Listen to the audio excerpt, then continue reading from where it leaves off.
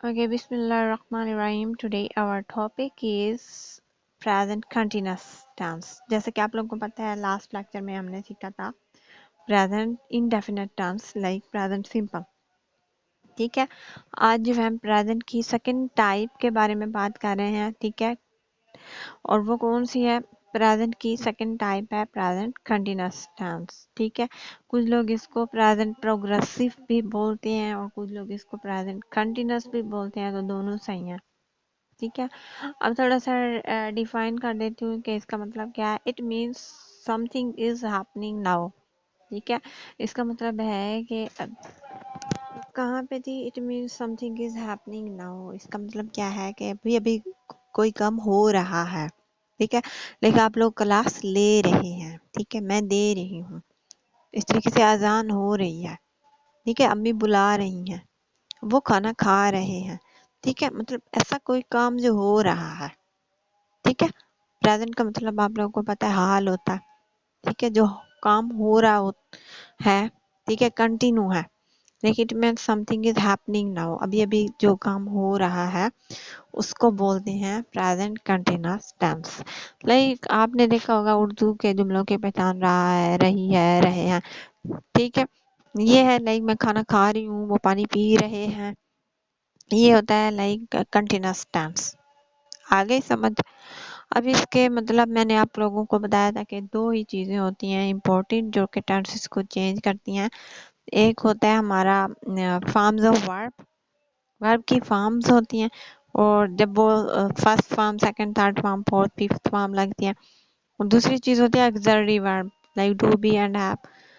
तो ये जो अब टेंसेस को चेंज करने में अहम किरदार अदा करते हैं. इनकी मदद से ही हमारा टेंस जो है चेंज हो जाता है. लेकिन इनको चेंज करें तो प्रेजेंट सिंपल बन जाता है. फिर इनको चेंज करें तो प्रेजेंट कंटिन्यूअस बन जाता है. ठीक है, इसी तरह सारे टेंसेस जो है इन्हीं को चेंज करने से बनते हैं. ठीक है, तो इसमें देखिए फॉर्म्स ऑफ वर्ब आप लोगों को मैं पहले ही बता चुकी हूँ. छोटी छोटी सी बातें मैंने आप लोगों को फाउंडेशन में सिखाई थी. हो सकता है आप लोगों को याद हो कि या शायद भूल गई हूँ. मैंने आप लोगों को कहा था कि जो प्रोग्रेसिव टेंस होते हैं लाइक कंटिन्यूअस टेंस होते हैं वो दो चीज़ों के बगैर नहीं बन सकते. एक क्या मतलब आईएनजी फॉर्म लगेगी. वर्ब की कौन सी फॉर्म लगेगी? ING form. ठीक ठीक है, जिसको आप लोग फोर्थ फॉर्म बोलते हो लेकिन ये फिफ्थ फॉर्म होती है. ठीक है, ING form like going, starting, watching, moving.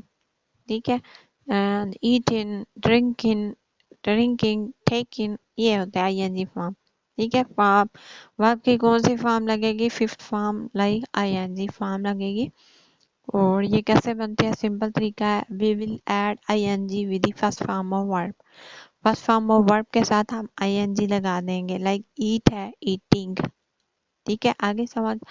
ये कैसे बनेगी? बहुत ही इजी है. और जो ऑक्सिलरी वर्ब यूज होता है जिसको आप लोग हेल्पिंग वर्ब के नाम से जानते हो.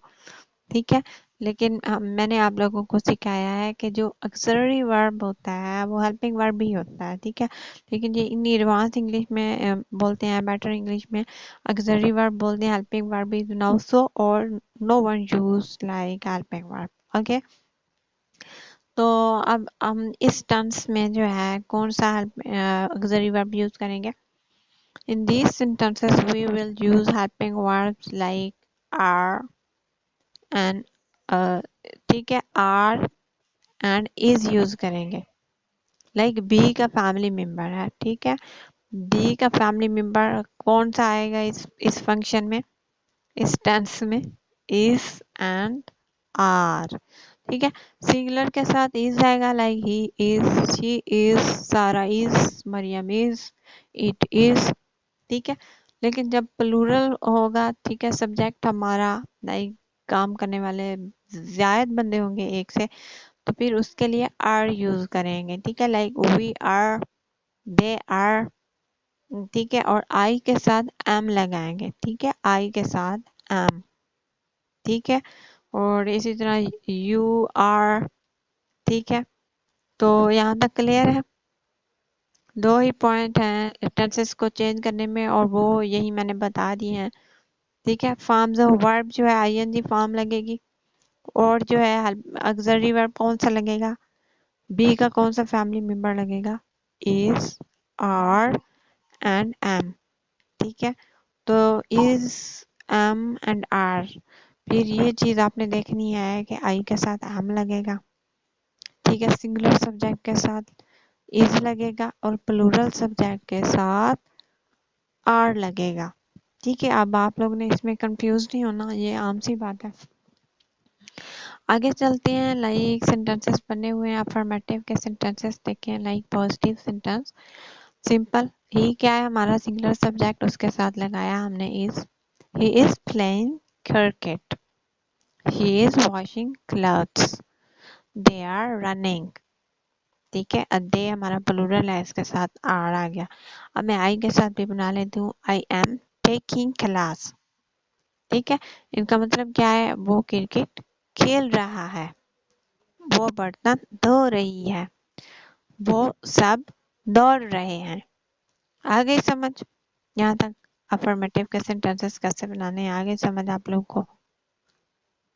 ठीक है, अब चलते हैं नेगेटिव कैसे करने हैं। नेगेटिव सिंपल है, लाइक ये जो ऑक्सिलरी वर्ब है एम, इज एंड आर, इनके बाद हमने नॉट लगा देना है और सिंपल हमारा नेगेटिव बन गया।